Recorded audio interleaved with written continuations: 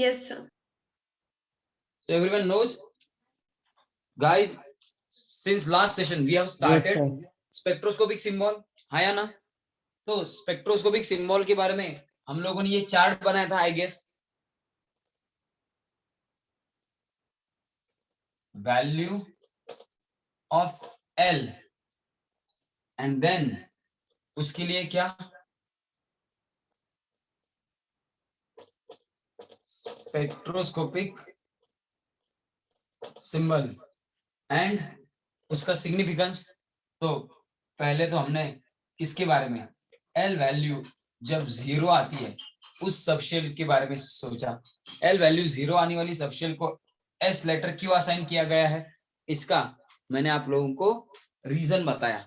जब L is equal to 0 subshell में electron है, उसके ऊपर लाइट बम्बार्ड की जाती है। आप कहोगे आपको कैसे दिखा कि L is equal to 0 subshell वाला इलेक्ट्रॉन वहां पे है, उसी पे लाइट डाल दो। मुझे दिखा नहीं, लेकिन एटम या मैटर के ऊपर लाइट बम्बार्ड करने के बाद मैटर के ऊपर जो लाइट बम्बार्ड की जाती है वो कौन, मैटर के अंदर जो इलेक्ट्रॉन्स है वो एब्सॉर्ब करेंगे उस लाइट का कुछ पार्ट। तो एल इज इक्वल टू 0 इस सबशेल का भी इलेक्ट्रॉन क्या करेगा, some of the part of that bombarded light, और जो इरेडिएट किया है हम लोगों ने जिस पर्टिकुलर वेवलेंथ वाली लाइट से उस एटम को या मैटर को, मैटर के अंदर जो एटम्स है, एटम्स के अंदर जो इलेक्ट्रॉन्स है, वो कुछ ना कुछ part, some part of that light bombarded absorb करेंगे कि नहीं करेंगे। मतलब एल इज इक्वल टू 0 इस सबशेल वाले इलेक्ट्रॉन को भी कुछ ना कुछ एनर्जी या कुछ ना कुछ लाइट क्या मिलेगी, yes or no? So some of the part of light will be and has to be absorbed by electron in L is equal to 0 subshell। तो इस इलेक्ट्रॉन को अपना मैग्नेटिक फील्ड है क्योंकि ये घूम रहा है, लाइट का मैग्नेटिक फील्ड है, इसका इलेक्ट्रॉन का मैग्नेटिक फील्ड, इस L is equal to 0 subshell वाली इलेक्ट्रॉन का मैग्नेटिक फील्ड क्या होगा, इंटरेक्ट होगा, एंड हम लोगों को दिखेगा कि इलेक्ट्रॉन डेंसिटी ऐसी L is equal to 0 subshell में स्पेरिकली डिस्ट्रीब्यूटेड है। कैसी डिस्ट्रीब्यूटेड है, स्पेरिकली। इसीलिए हम लोग spherical distribution of electron density in this subshell होने के कारण इस सबशेल को L is equal to 0 subshell को क्या नाम दिया हम लोगों ने, we have given L is equal to 0 subshell as what, L is equal to 0 इस L वैल्यू को या इस सबशेल को हम लोगों ने नाम दिया है S subshell. Same is true with L is equal to 1। थोड़ा सा अलग तरीके से बताता हूँ आप लोगों को, उनका प्रिंसिपल, उनका इसको P लेटर असाइन करने के पीछे का रीजन थोड़ा सा अलग है, थोड़ा सा अलग है। एंड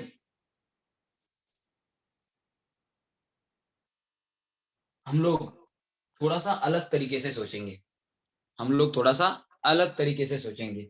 क्यों, तो देखो, जब L is equal to 1 इस सबशेल वाली इलेक्ट्रॉन के ऊपर लाइट बम्बार्ड की जाएगी, L is equal to 0 इस सबशेल वाली इलेक्ट्रॉन के ऊपर लाइट बम्बार्ड की जाएगी, यानी कि एटम के ऊपर लाइट बम्बार्ड करेंगे हम लोग, उसमें से कुछ लाइट कौन एब्सॉर्ब करेगा, ये L is equal to 1 subshell वाला इलेक्ट्रॉन। इसका अपना मैग्नेटिक फील्ड है, लाइट का मैग्नेटिक फील्ड एंड इसका मैग्नेटिक फील्ड, इसका लाइट का मैग्नेटिक फील्ड एंड इसका मैग्नेटिक फील्ड, इनकी इंटरेक्शन होके आप लोगों को क्या मिलेगा, इनकी इंटरेक्शन होके आप लोगों को क्या मिलेगा, इलेक्ट्रॉन डेंसिटी डिस्ट्रीब्यूशन का ग्राफ मिलेगा। क्या मिलेगा, इलेक्ट्रॉन डेंसिटी डिस्ट्रीब्यूशन का ग्राफ मिलेगा। L is equal to 1 इस सबशेल के लिए इलेक्ट्रॉन डेंसिटी डिस्ट्रीब्यूशन का आपको ग्राफ मिलेगा, और ये graph L is equal to 1 subshell के लिए कैसा मिलता है, डम्बेल शेप। कैसा मिलता है, डम्बेल शेप। इलेक्ट्रॉन डेंसिटी ऐसी डिस्ट्रीब्यूटेड दिखाई देती है, डम्बेल अलोंग समझ लो x एक्सिस, डम्बेल अलोंग समझ लो y एक्सिस, डम्बेल अलोंग समझ लो z एक्सिस। ऐसे आपको इलेक्ट्रॉन डेंसिटी डिस्ट्रीब्यूटेड मिलती है। इलेक्ट्रॉन डेंसिटी का distribution L is equal to 1 subshell में ऐसा मिलता है। लेकिन अगर मैं आपको कहूं डम्बेल, तो आप लोगों के सामने डम्बेल आ जाता है, यानी कि डम्बेल का पिक्चर आ जाता है, या मुझे लाके ही दिखाने पड़ते हैं डम्बेल। डम्बेल ये प्रिंसिपल शेप है ना, आपको मैं नाम पुकारते ही डम्बेल का आपको शेप पता चल जाता है या नहीं? कोई है ऐसा जिसको डम्बेल बोलूं तो भी उसको डम्बेल का शेप नजर नहीं आता, या नजर के सामने आता नहीं है, पिक्चराइज नहीं कर सकता? है कोई ऐसा? डम्बेल बताते ही आपके सामने शेप आ जाता है ना, है ये यस और नो? अगर मैं स्क्वायर कहूं तो आपके सामने तुरंत स्क्वायर का शेप आ जाता है ना, यू कैन विजुअलाइज योरसेल्फ ना हाँ या ना, फटाफट बोलो। Yes sir. So let me know, dumbbell जब मैं कहता हूं, डम्बेल जब मैं कहता हूं तो डम्बेल आपके सामने आ जाता है, मतलब ऐसे शेप्स, हम क्या मानेंगे, ऐसे शेप्स जिनका नाम लेते ही या जिनके लिए कुछ अगर क्या वर्ड हो, जिनका नाम हमारे सामने आते ही वो शेप भी हमारे सामने आ जाता है उस ऑब्जेक्ट को, उस ऑब्जेक्ट का। ऐसे ऑब्जेक्ट्स को हम लोग क्या कहते हैं, प्रिंसिपल शेप वाले ऑब्जेक्ट। तो इंस्टेड ऑफ सेइंग डम्बेल, उन्होंने क्या कहा कि it is a principal kind of what shape. तो प्रिंसिपल काइंड ऑफ शेप है डम्बेल, इसलिए उन्होंने इस ऐसी इलेक्ट्रॉन डेंसिटी डिस्ट्रीब्यूशन को जो L is equal to 1 subshell में पाया जाता है, ऐसे इलेक्ट्रॉनिक डिस्ट्रीब्यूशन को या ऐसे इलेक्ट्रॉन डेंसिटी वाले डिस्ट्रीब्यूशन को उन्होंने क्या कहा, principal type of electron density distribution. ऐसा इसको उन्होंने क्या किया, कैटेगराइज किया, एंड इसीलिए L is equal to 1 subshell को उन्होंने P नाम दिया, क्योंकि ये ऐसे डम्बेल शेप में इलेक्ट्रॉन डेंसिटी डिस्ट्रीब्यूशन पाया गया था। इसके लिए L is equal to 1 subshell में स्पेक्ट्रोस्कोपी करने के बाद, यानी कि लाइट बम्बार्ड करने के बाद इलेक्ट्रॉन डेंसिटी डिस्ट्रीब्यूशन का ग्राफ, यानी कि जो स्पेक्ट्रा मिला वो ऐसा मिला। उससे उन्होंने ये इंटरप्रेट किया कि electron density like this spread हुई है इसमें L is equal to 1 subshell में। इसको उन्होंने principal type of electron density distribution मान लिया, एंड इसीलिए L is equal to 1 subshell को P सबशेल नाम दे दिया। अब L इज इक्वल टू 2 जो सबशेल है, इस सबशेल को नाम देने की जब बारी आई, फिर वापस उन्होंने वही किया, स्पेक्ट्रोस्कोपी की। अब स्पेक्ट्रोस्कोपी का मतलब मैंने कल समझाया था, व्हाट इज स्पेक्ट्रोस्कोपी रे, कल मैंने समझाया था स्पेक्ट्रोस्कोपी का मतलब, कौन बताएगा स्पेक्ट्रोस्कोपी का मतलब? Anyone knows what is spectroscopy? Sir light rays पे पार्टिकल्स बम्बार्ड करना। हाँ, मतलब लाइट रेस को मैटर के ऊपर बम्बार्ड करके वहां पे इलेक्ट्रॉन डेंसिटी डिस्ट्रीब्यूशन कैसा है इसका ग्राफ निकालना या स्पेक्ट्रा निकालना, ये है स्पेक्ट्रोस्कोपी। हाँ या ना, हाँ या ना? Yes sir. तो स्पेक्ट्रोस्कोपी यही है, सबको पता है यही स्पेक्ट्रोस्कोपी है। हाँ या ना? स्पेक्ट्रोस्कोपी इसे ही कहते हैं ना, हाँ या ना? Yes sir. तो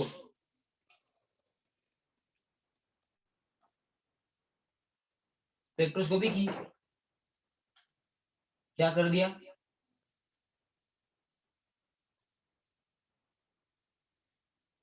स्पेक्ट्रोस्कोपी करके इसके लिए भी शेप डिटरमाइन किया गया। तो ये शेप कैसा मिला, डबल डम्बल शेप, दिखाता हूं रुको।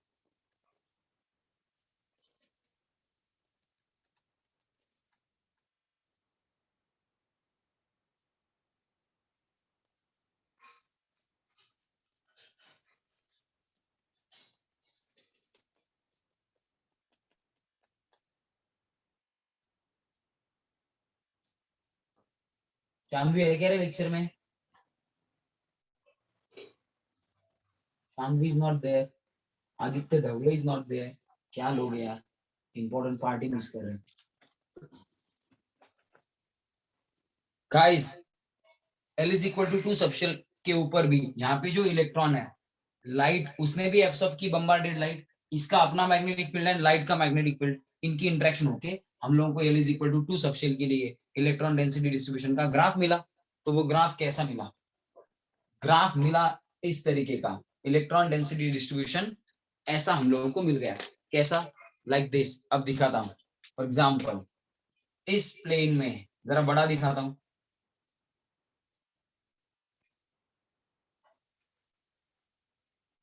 इस प्लेन में एक्स वाई प्लेन कहते हैं, चलो एक्स वाई प्लेन में दो dumbbell, X and Y plane के बीच में दो डंबल, तो उन्होंने इस ऑर्बिटल को नाम दे दिया डी एक्स वाई। ऑर्बिटल क्या है पता चल जाएगा।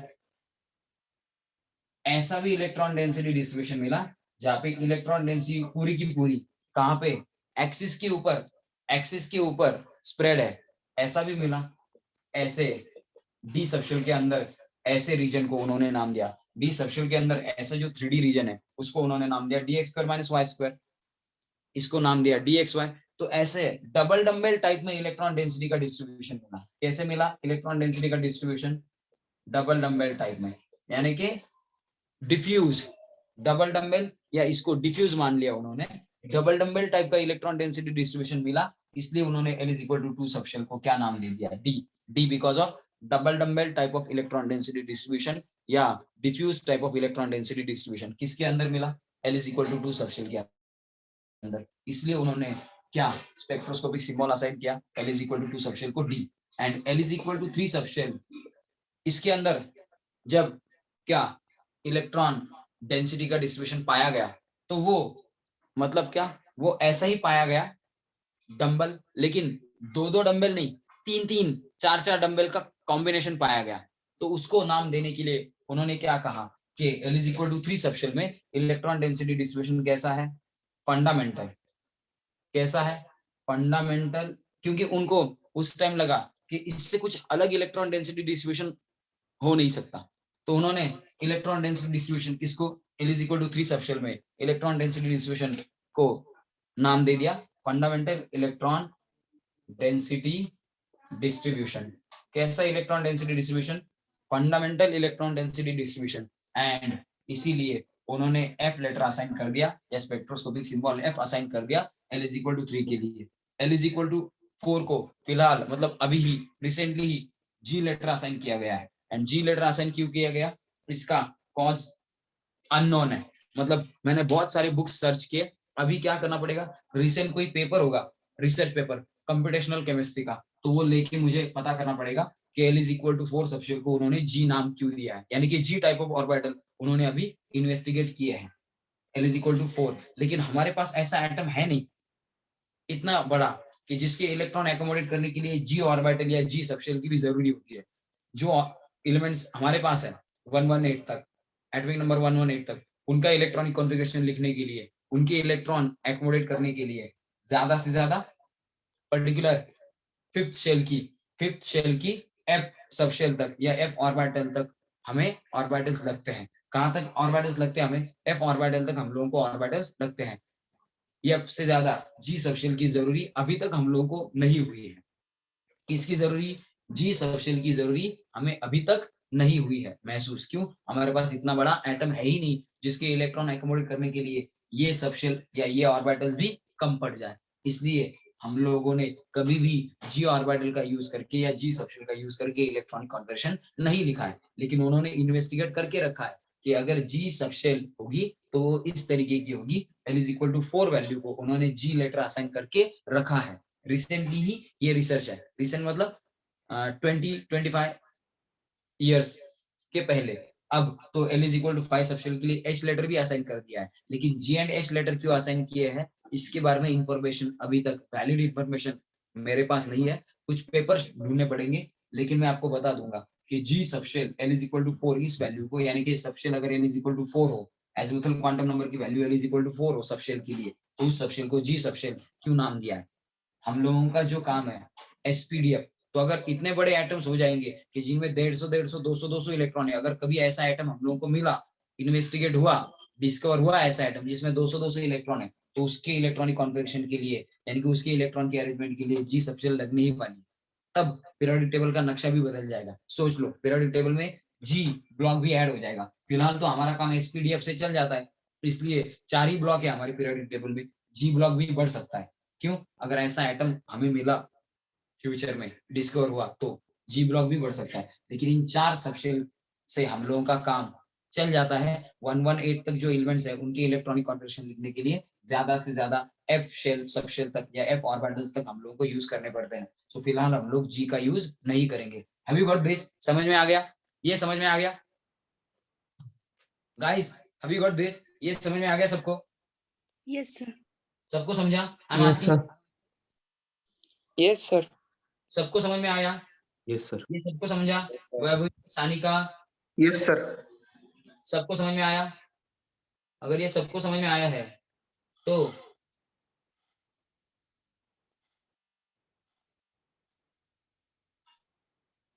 स्क्रीनशॉट कर लो, स्क्रीनशॉट कर लो। हम लोगों का काम हो गया। तो अब थोड़ा सा एजीमुथल क्वांटम नंबर का जो एजीमुथल क्वांटम नंबर का जो बाकी का रिमेनिंग पार्ट है वो देख लेते हैं। फटाफट कर लो, फटाफट कर लो। हो गए सर। सबका हो गया? स्क्रीनशॉट हो गया? Yes sir. स्क्रीनशॉट कर लो रे।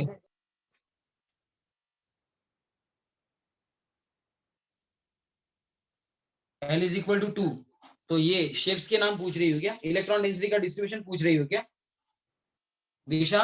You are asking electron density distribution. जो शेप मैंने यहाँ पे दिखाए, ये तो 2 ही शेप दिखाए हैं, ऐसे 5 रीजन हम लोगों को मिलते हैं L is equal to 2 subshell में, यानी कि डी सबशेल में 5 रीजन मिलते हैं, इसलिए हम लोग कहते हैं कि डी सबशेल 5 ऑर्बिटल से बनी हुई है। ये बताने वाला हूँ। इसके बारे में पूछ रही है क्या तू? I am asking you, shapes के बारे में पूछ रही है, मतलब इलेक्ट्रॉन डेंसिटी डिस्ट्रीब्यूशन के बारे में पूछ रही है क्या? ओके, तो ये हाँ sir. Electron distribution double dumbbell shape electron density distribution क्या है? डबल डंबल शेप, दो डंबल है, double dumbbell shape electron density distribution या डिफ्यूज इलेक्ट्रॉन डेंसिटी डिस्ट्रीब्यूशन, इसको डिफ्यूज कहेंगे, इसको डंबल या principal type of electron density distribution कहेंगे, इसको स्फेरिकल इलेक्ट्रॉन डेंसिटी डिस्ट्रीब्यूशन कहेंगे।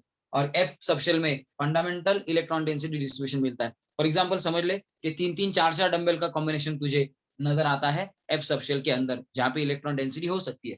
तो एफ जो ऑर्बिटल्स है, जी ऑर्बिटल्स है, इनके शेप और कॉम्प्लेक्स है। ठीक है, समझ में आ गया? स्क्रीनशॉट हो गया सबका? सबका स्क्रीनशॉट हो गया? ये रब कर दूं? Yes sir. ये रब कर दूं गाइस? सर कर हेलो दूं? सर। हाँ बोल। सर फिर वो जो जी जो सबसेल है उसका तो मतलब अभी तक सेल डिफाइन नहीं हुआ ना, मतलब वैसा एटम तो नहीं मिला नहीं मिला, साइंटिस्ट। उन्होंने सिमुलेट करके देखा। सिमुलेट करके देखा मतलब क्या? कि उन्होंने कंप्यूटर का यूज करके क्या किया, इलेक्ट्रॉन इलेक्ट्रॉन ऐड करके, अगर ऐसा इलेक्ट्रॉन होगा तो वो किस डायरेक्शन में डायरेक्ट होगा, वो इलेक्ट्रॉन कैसे घूमेगा, वो उसके आने से शेल में, सब शेल में क्या चेंजेस होंगे, और इलेक्ट्रॉन डेंसिटी कैसे डिस्ट्रीब्यूट होगी, ये प्रोजेक्ट किया उन्होंने थ्रू कंप्यूटर्स, थ्रू कंप्यूटर। इसीलिए तो कंप्यूटेशनल केमिस्ट्री कहा जाता है। फिजिकल केमिस्ट्री की जो ब्रांच जिसमें इन सब चीजों के बारे में, स्मॉल पार्टिकल के बारे में, उनके शेप्स के बारे में, इलेक्ट्रॉन डेंसिटी के बारे में रिसर्च किया जाता है, ऑर्बिटल के शेप के बारे में रिसर्च किया जाता है, that is called as computational chemistry. Computational chemistry क्यों कहा? कंप्यूटर का यूज करना पड़ा है, कंप्यूट करना पड़ता है, बहुत सारे mathematical logic through computer apply करके प्रोजेक्ट बनाना पड़ता है कि कितना बड़ा कितना छोटा इलेक्ट्रॉन डेंसिटी का डिस्ट्रीब्यूशन कैसा होगा। तो कंप्यूटर का यूज करके उन्होंने वो सिमुलेट किया, यानी कि प्रोजेक्ट करके, बड़ा करके थिंक किया है कि कैसा हो सकता है shape. Have you got this? Sir फिर रियल में मिलेगा क्या उन्हें? अभी मिला नहीं ना, लेकिन मिलता है तो ऐसा होना चाहिए, मिलता है तो उसका शेप ऐसा होना चाहिए। उन्होंने मैथमेटिकल लॉजिक लगा के ये करेक्टली प्रेडिक्ट किया है, ये करेक्टली प्रेडिक्ट किया है। एसपीडीएफ के शेप्स तो पता है ना, 118 तक तो शेप पता है ना, इलेक्ट्रॉन डेंसिटी का डिस्ट्रीब्यूशन देखा भी है ना, बराबर। तो इनके शेप से इसके शेप का उन्होंने मैथमेटिक्स या कंप्यूटर का यूज करके लॉजिकल वे से क्या किया है, परम्यूटेशन कॉम्बिनेशन, बहुत सारे चीजें लगा के मैं आपको बता दूंगा कि क्या क्या मैथमेटिकल लॉजिक यूज किए जब आपका 11th कंप्लीट हो जाएगा, and some derivative and integration का पार्ट आपको आ जाएगा। मैं थोड़ा सा आपको बता दूंगा कि क्या कंप्यूटर लॉजिक उन्होंने यूज किया है, क्या प्रोग्राम दिया होगा उन्होंने, क्या प्रोग्राम दिया होगा उन्होंने कंप्यूटर को, और सिमुलेट करने के पीछे थोड़ी सी टेक्निक या मैथमेटिकल डिटेल क्या होगी, तो आपको भी पता चल जाएगा कि हाँ ये प्रोजेक्ट। जैसे हम लोग क्या करते हैं, छोटी चीज बड़ी करके देखने के लिए क्या करते हैं हम लोग, छोटी चीज है दिख नहीं रही है, बड़ी करके देखने के लिए क्या करते हैं हम लोग, क्या यूज करते हैं? Sir microscope. अबे छोटी चीज बड़ी करने के लिए माइक्रोस्कोप क्यों? ओके ठीक है, मैग्नीफाइंग ग्लास। छोटी चीज बड़ी करनी है तुझे, माइक्रोस्कोप में क्या अरेंजमेंट करवाएगा तू? सर वो अरे उनके ग्लास उठा रहते ले, हैं। वो ग्लास कैसे, ग्लास। अंदर से या बाहर से कैसी होती है वो? Magnifying glass. हाँ लेकिन कैसी होती है वो, कौन बताएगा? मैग्नीफाइंग ग्लास कैसी होती है? Sir concave convex type. अबे एक ही बता, कॉनकेव या कॉन्वेक्स? ओके ठीक है, बाद में बताना, लेकिन मैग्नीफाइंग ग्लास यूज करते हो ना? हाँ सर। तो वैसा ही किया है उन्होंने, मैग्नीफाई किया है। छोटी सी इलेक्ट्रॉन डेंसिटी हम लोगों को, छोटी सी, करेक्ट है, छोटी सी इलेक्ट्रॉन डेंसिटी आप लोगों को जो मिली है, इसी को मैग्नीफाई करके इन शेप्स के बारे में जैसे अंदाजा लगाया, वैसे ही जी सबशेल के बारे में अंदाजा लगाया उन्होंने, बट बाय यूजिंग कंप्यूटर। ठीक है, तो मैथमेटिकल लॉजिक लगा है, थोड़ा बहुत चेंज हो सकता है, लेकिन उन्होंने जो मैथमेटिक्स यूज किया है कंप्यूटर के द्वारा, तो अगर जी सबशेल जिसमें है ऐसा कोई एटम मिला, फ्यूचर में डिस्कवर हुआ, वी डोंट नो, अगर कुछ चेंजेस हुए स्ट्रक्चर में, किसके, अर्थ के कोर के, या कहीं से वो लाए, मतलब किसी दूर से, दूसरी गैलेक्सी से, या किसी दूसरे प्लैनेट से, हो सकता है वहां पे हो, उसका रिसर्च अगर हुआ, डिस्कवर हुआ, तो ऐसा हो सकता है कि जी सबशेल लगेगी। फिलहाल तो ऐसा नहीं है, ठीक है, ये सिर्फ प्रोजेक्शन है। Have you got this? रब कर दू ये? हाँ सर। ठीक है, तो अब अब हम लोगों को डिस्कस करना है किसके बारे में गाइस, और क्या चीज है ये बताता है कौन, एजिमुथल क्वांटम नंबर।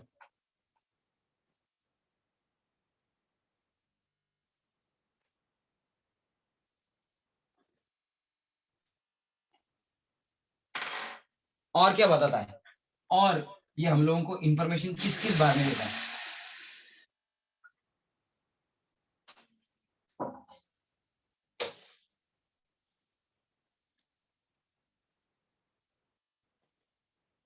और ये हम लोगों को एक इंपॉर्टेंट चीज के बारे में इंफॉर्मेशन देता है। Have you heard about momentum? Physics में मोमेंटम के बारे में सोचा है क्या, कभी कभी सुना है क्या, कभी पढ़ा है क्या मोमेंटम के बारे में? अगर पढ़ा हो सुना हो तो मुझे मोमेंटम क्या है ये बता दो, मैं आपको बताता हूँ कि यल वैल्यू और किस चीज के बारे में इंफॉर्मेशन देती है। फटाफट, कभी सुना है मोमेंटम के बारे में गाइस?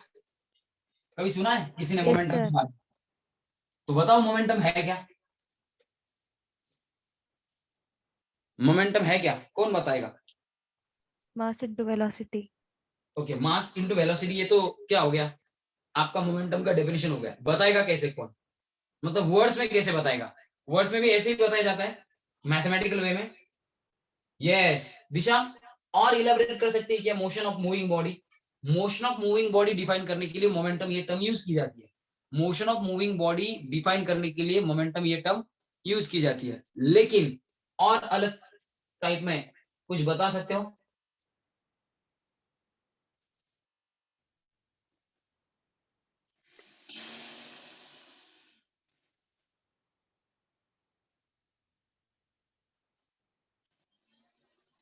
कौन बताएगा?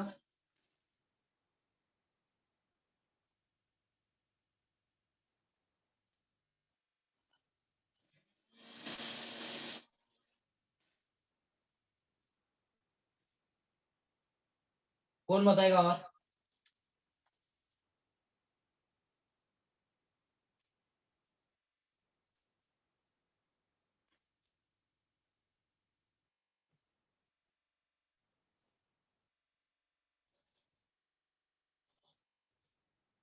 हाँ, yes, motion of moving body की जगह पे हम लोग कह सकते हैं किसी भी ऑब्जेक्ट को अगर अपना मास हो और वो मूव कर रहा हो, तो मास विच इज इन मूवमेंट, उस मास की मूवमेंट डिफाइन करने के लिए मोमेंटम ये वर्ड यूज किया जाता है। यानी कि impetus, impetus gain by, impetus gain by that particular object having mass, उसने कितना जोर पकड़ा है, उसने कितना जोर पकड़ा है, कितने स्पीड से वो मूव हो रहा है, ये बताने के लिए मोमेंटम ये टर्म यूज की जाती है।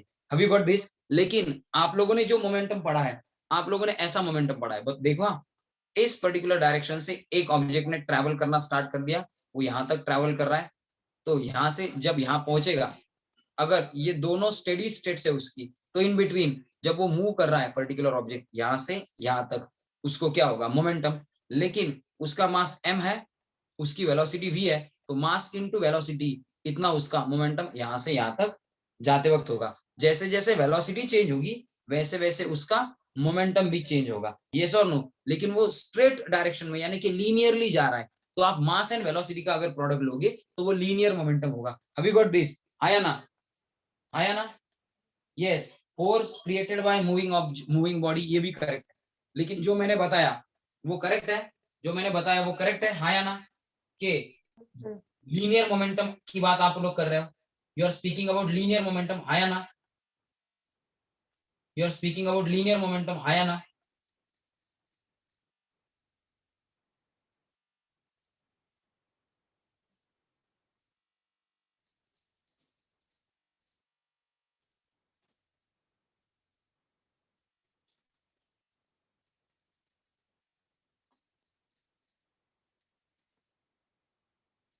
You are speaking about linear momentum, हाँ या ना? Yes, correct, sir. Everyone is speaking about linear momentum ना? Everyone is speaking about linear momentum ना? यस और नो? आप लोगों को तो लीनियर मोमेंटम ही पता है। कभी आप लोगों ने एंगुलर मोमेंटम के बारे में सुना है क्या? कभी आप लोगों ने एंगुलर मोमेंटम के बारे में सुना है क्या? देखो, एंगुलर मोमेंटम के बारे में मैं क्या समझाता हूँ आप लोगों को। एंगुलर मोमेंटम के बारे में, लीनियर मोमेंटम मतलब क्या? एक पर्टिकुलर मास वाला ऑब्जेक्ट, पर्टिकुलर मास वाला ऑब्जेक्ट स्ट्रेट डायरेक्शन में मूव कर रहा है, लीनियरली मूव कर रहा है, तो उसका मास मूव कर रहा है थ्रू डिस्टेंस, तो उसके मास को जो वेलोसिटी है, उसका मास एंड उसकी वेलोसिटी, इसका प्रोडक्ट होगा उसका मोमेंटम, यानी कि उतना फोर्स गेन करके वो आगे जा रहा है। जैसे जैसे उसकी वेलोसिटी बढ़ेगी उसका मोमेंटम भी बढ़ेगा और वो उतनी जोर से आगे जाएगा, उतनी जल्दी आगे जाएगा। हाँ या ना? करेक्ट। लेकिन ये तो लीनियर मोमेंटम है, ये तो लीनियर मोमेंटम है। हाँ या ना? ये तो लीनियर मोमेंटम है। हाँ या ना? तो सोचो, अगर आपका दोस्त कोई रास्ते के बाजू में खड़ा है थोड़ा सा दूर, मतलब आप जा रहे हो स्ट्रेट लाइन में, आप अपनी बाइक पे जा रहे हो, और आप बाइक कैसे चलाते हो? एक बार बाइक पे बैठ गए, इधर का दिखता है ना उधर का दिखता है, बुर्र, यस और नो? घर वाले कहते हैं 50 के स्पीड से चला, 60 के स्पीड से चला, आप उसके डबल ही चलाते हो। हाँ या ना? As a common human being आप भी वो एड्रेनालाइन रश क्या करते हो, महसूस करते हो? गाड़ी पे बैठ गए, समझो कुछ हो गया हम लोगों को, हम तो एकदम हवा से ही बात करते हैं। हाँ या ना? यस और नो? करते हो कि नहीं? ऐसी ही गाड़ी चलाते हो ना आप लोग? यस और नो? कौन चलाता है भाई 40 के स्पीड से? सच में बोलो। आदित्य, तू तो 200 की स्पीड से भागता है, मुझे पता चला। अथर्व गाउटे तो पता ही नहीं, रेसिंग कार ही चलाता है। कौस्तुभ, कुशल, श्रेयस, इनकी तो पूछो ही मत, इनको लगता है ये तो भाई एरोप्लेन ही उड़ा रहे हैं। हाँ या ना? और आपने कल ही देखा मैं खास स्पीड में चला था। अरे मैंने कल ही देखा भाई तुझे, कल ही मैंने तुझे देखा। हाँ या ना? Yes sir. तो चलाते हो कि नहीं? Most of the people drive fast और नॉट, हम लोगों ने देखा है अहमदनगर में। तो आप भी ड्राइव कर लो ऐसा मान लो, और बाजू को आपका दोस्त खड़ा है, तो आपने सडनली उसको देखा, आपने उसको देखा, तो वो तो या तो राइट को है या लेफ्ट को। अगर वो राइट को है, आप गाड़ी चला रहे हो, आपने सडनली उसको देखा, लेकिन आपका स्पीड तो ज्यादा है, क्या करोगे? ऐसे और ऐसे 90 डिग्री में टर्न करोगे, जाओगे ऐसे, फिर ऐसे टर्न करोगे, यूं स्पीड मेंटेन करके ऐसे ही करोगे, या कुछ कर्व्ड वेलोसिटी या कर्व्ड पाथ यूज करके उसके पास जाओगे? What will be useful for you? फटाफट बोलो। आप उसकी तरफ जाने के लिए ऐसा जाओगे और ऐसा 90 डिग्री में टर्न करोगे, या कर्व्ड पाथ यूज करके उसकी तरफ जाओगे? फटाफट बोलो, कर्व पाथ। फटाफट बोलो। कर्व पाथ यूज करोगे ना? यस और नो? कुछ Yes, एंगल sir. मुड़ोगे ना, 90 डिग्री से तो नहीं मुड़ोगे, बराबर? हाँ या ना? हाँ सर। हाँ सर। 90 डिग्री तुम मुड़ोगे ऐसे, डायरेक्टली ऐसे जाके ऐसे, या कर्व पाथ यूज करोगे? लाइक अ टेंजेंट नहीं, टेंजेंट मतलब तू 90 डिग्री में घुस गया। हाँ, तो मोर प्रोबेबली कौन सा पाथ यूज करोगे आप जाओगे, ट्राई करोगे, अगर आपकी वेलोसिटी उतनी है कि इजीली आप मुड़ सको तो ही आप मुड़ोगे। अगर आपकी वेलोसिटी कम नहीं है तो आप मुड़ोगे क्या? तो कर्व पाथ यूज करने से पहले आप ब्रेक पुश करोगे, गियर कम करोगे, और क्या करोगे? कर्व पाथ ले लोगे और फिर उसके पास पहुंचोगे। हाँ या ना? Am I correct? अरे सच बोल रहा हूँ कि नहीं भाई? Yes, sir. Yes, sir. Human experience यही है ना? हाँ Yes, sir. सर। ठीक है, तो उस कर्व पाथ के ऊपर आपकी वेलोसिटी लीनियर है कि एंगुलर है? You are moving through an angle, taking a curve, you are taking a curve path, या आप लोग क्या कर रहे हो? लीनियरली मूव कर रहे हो। उस कर्व पाथ पे आपकी वेलोसिटी कौन सी है, लीनियर है कि एंगुलर है? Sir angular. कौन सी वेलोसिटी होगी आपकी उस कर्व पाथ के ऊपर? एंगुलर, बराबर? तो आपका मोमेंटम भी क्या हो गया? एंगुलर हो गया। आपका मोमेंटम भी क्या हो गया? Angular. Have you got this? Have you got the concept of angular momentum? Yes, sir. तो इलेक्ट्रॉन भी कैसे घूमता है?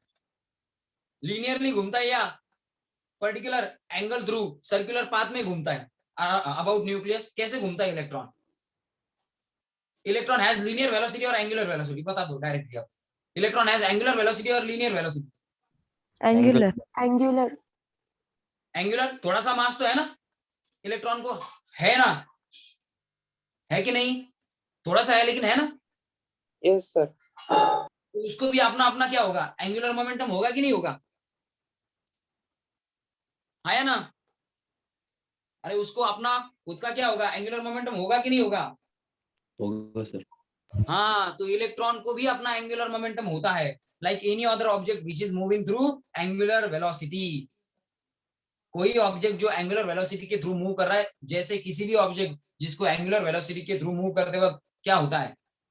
एंगुलर मोमेंटम होता है, वैसे ही इलेक्ट्रॉन को भी अपना एंगुलर मोमेंटम होता है। एंड इलेक्ट्रॉन का एंगुलर मोमेंटम यानी कि ऑर्बिटल एंगुलर मोमेंटम, क्योंकि वो ऑर्बिटिंग कर रहा है ना, ऑर्बिटल में घूम रहा है ना, इसलिए नाम दिया ऑर्बिटल एंगुलर मोमेंटम। वो प्रेडिक्ट करने के लिए एल वैल्यू यानी कि एजिमुथल क्वांटम नंबर की वैल्यू काम आती है। Have you guys got this?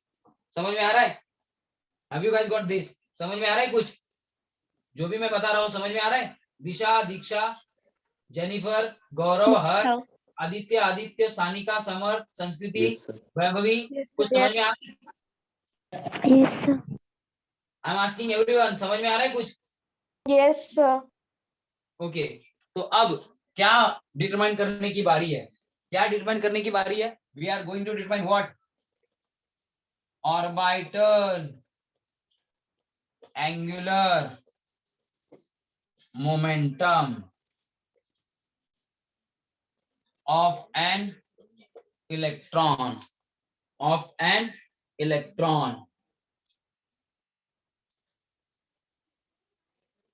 can be determined by L value। Subshell की L वैल्यू, जिस सबशेल के अंदर 3 डायमेंशनल रीजन यानी कि जिस सबशेल के ऑर्बिटल्स के अंदर इलेक्ट्रॉन घूम रहा है, उस सबशेल की L वैल्यू पता हो तो ऑर्बिटल एंगुलर मोमेंटम इलेक्ट्रॉन का, वहां पे घूमने वाले इलेक्ट्रॉन का पता किया जा सकता है। तो capital L is the symbol for orbital angular momentum. ये L यानी कि ऑर्बिटल एंगुलर मोमेंटम है। ये कैसे निकाला जा सकता है? L इज इक्वल टू क्या? Orbital angular momentum capital L is equal to under root L into L plus 1 L into L plus 1 into H upon 2 pi. अब 2 पाई क्यों यूज किया? इलेक्ट्रॉन घूमता है ऑर्बिटल यानी कि स्फेरिकल डायरेक्शन में, ऐसा मान लिया हम लोगों ने। तो स्फीयर का थीटा कितना होता है रे? स्फीयर का थीटा कितना होता है? What is the theta of sphere? 360। तो 2 पाई का मतलब क्या है? 2 इंटू 180, पाई मतलब 180 डिग्री, आया ना? पाई मतलब 180 डिग्री ना, तो 2 इंटू 180 कितना हो गया? अरे समझ में आ रहा है कि नहीं? आया ना गाइस? सो गए? नहीं अरे सर, पाई का वैल्यू कितना होता है? 22/7। अरे 22/7 नहीं, आपने आप लोगों ने ट्रिग्नोमेट्री वगैरह नहीं पढ़ा क्या? पढ़ा है है सर। तो pi is equal to 180 degree, ये वैल्यू पता है कि नहीं? हाँ सर। Yes, sir. हाँ सर। तो 2 पाई का मतलब कितना हो गया? 360। तो इलेक्ट्रॉन का 360 डिग्री रोटेशन कंसीडर करके इस फॉर्मूला में 2 पाई इंक्लूड किया गया है। इस फॉर्मूला में 2 पाई इंक्लूड किया गया है। एंड ये है क्या कैलकुलेट करने का formula? Orbital angular momentum of an electron. समझ में आ गया formula? Guys, did you get the formula? Did you get the formula? ये फॉर्मूला यूज करना है। यहाँ पे L क्या है? एजिमुथल क्वांटम नंबर की वैल्यू। H क्या है? Planck's constant. समझ में आ गया? लिख के देता हूं। L is value of azimuthal quantum number and H is what? Planck's constant. H is what? Planck's constant. समझ में आ गया guys? Have you guys got this? समझ में आ गया सबको? सबको समझा? ये L यानी कि ऑर्बिटल एंगुलर मोमेंटम कैलकुलेट करने का फॉर्मूला क्या है? समझ में आ गया फॉर्मूला? इलेक्ट्रॉन का ऑर्बिटल एंगुलर मोमेंटम कैलकुलेट करने का, हाँ या ना? Yes sir. समझ में आ गया हो तो और एक सबसे इंपॉर्टेंट चीज क्या, अगर आपको पता है कि L वैल्यू क्या है, you can calculate how many electron at the max can be accommodated in that particular subshell. उस सबशेल में जिसकी L वैल्यू आपको पता है, अगर L वैल्यू पता हो सबशेल की, तो उस सबशेल में ज्यादा से ज्यादा कितने इलेक्ट्रॉन भर सकते हो, ये हम लोग कैलकुलेट कर सकते हैं। तो देखो क्या फॉर्मूला है। maximum number of electrons, those can be accommodated in any subshell can be given by, देखो क्या फॉर्मूला है, maximum number of electrons in given subshell is equal to 2 into 2l plus 1, 2 into 2l plus 1, ये है formula. अभी guys got this, समझ में आ गया? Yes sir. सबको समझा ये? आया ना?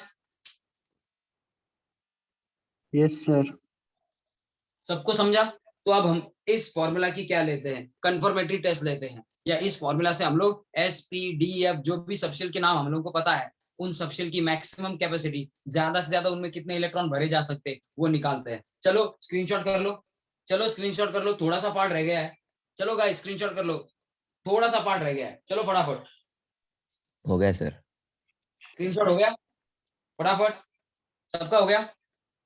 हो गए सर। अरे हो गया? सबको समझ में आ रहा है? सबको Yes. समझ में आ रहा है? ये दो फॉर्मूले भी आपके लिए इंपॉर्टेंट है।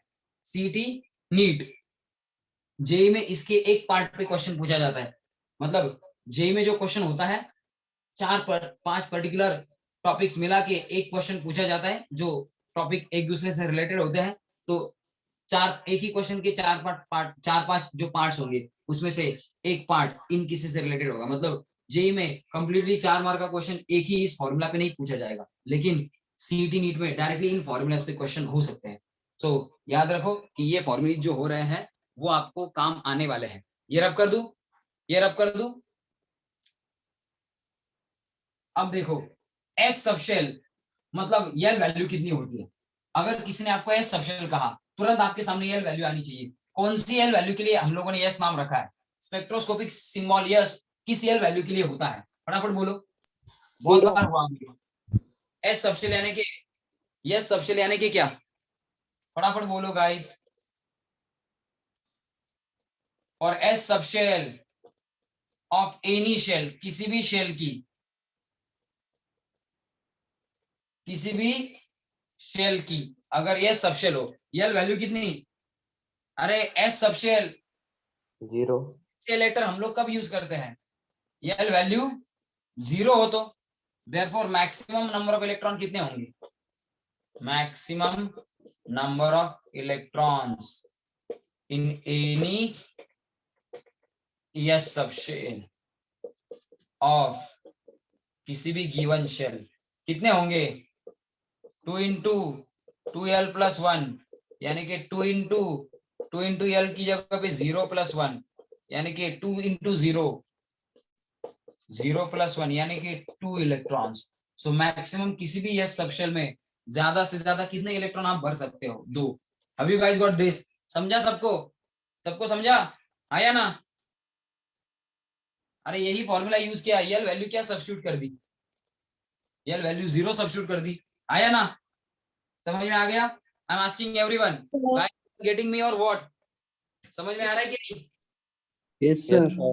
आई रिपीट किसी भी शेल की, first shell, second shell, third shell, fourth shell, कोई भी शेल हो, किसी भी शेल की कौन सी यल इज इक्वल टू 0 यानी कि एस सबशेल हो, किसी भी शेल की एस सबशेल हो, मैक्सिमम 2 इलेक्ट्रॉन। सो 1s हो, 2s हो, 3s हो, 4s हो, किसी भी शेल की एस हो, ज्यादा से ज्यादा 2 इलेक्ट्रॉन।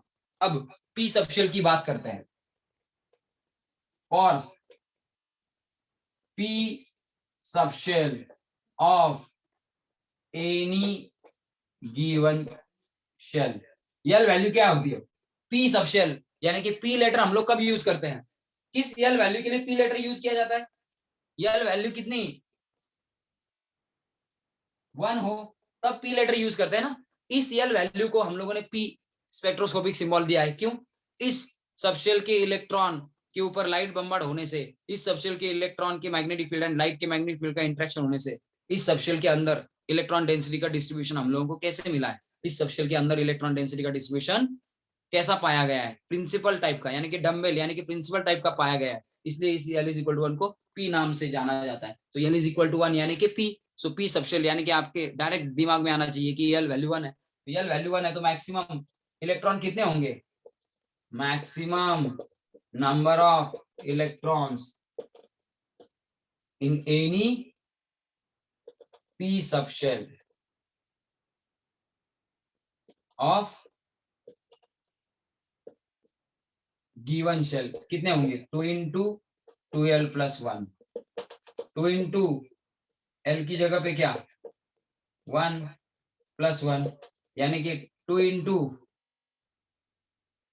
2 plus 1 यानी कि 3, सो 2 into 3 यानी कि कितने हो गए 6 इलेक्ट्रॉन। सो ज्यादा से ज्यादा किसी भी शेल के पी सब शेल में ज्यादा से ज्यादा कितने इलेक्ट्रॉन भर सकते हो, 6 से ज्यादा नहीं, तो maximum capacity P subshell की कितनी है 6 इलेक्ट्रॉन की। Have you guys got this, समझ में आ गया, समझ में आ गया। एस सब शेल की मैक्सिमम कैपेसिटी 2, पी किसी भी शेल के पी सब शेल की कैपेसिटी 6, समझ में आ गया, आया ना। I am asking everyone again, have you got this, yes sir. I am asking everyone, फटाफट बोलो हाँ या ना, ये समझ में आ रहा है कि नहीं। Yes, sir. तो स्क्रीनशॉट करो और मुझे डी का निकाल के दिखाओ, स्क्रीनशॉट करो और मुझे डी का निकाल के दिखाओ।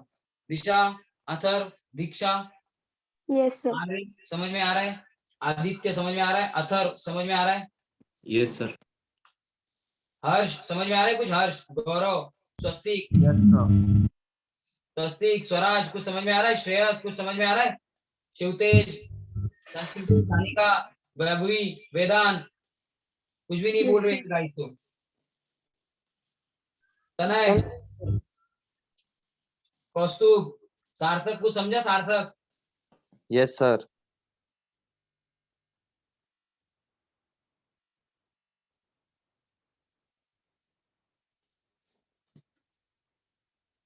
समर्थ कुछ समझ में आ रहा है, समर्थ, यस सर। चलो स्क्रीनशॉट कर लो फिर फटाफट। गए सर। करण करेक्ट है, डी सबशेल के लिए 10 इलेक्ट्रॉन बराबर, यस करेक्ट है। तो चलो स्क्रीनशॉट कर लो, हो गया स्क्रीनशॉट, रब कर दूं, फटाफट बोलो आया ना, कर दूं रब, Yes, sir.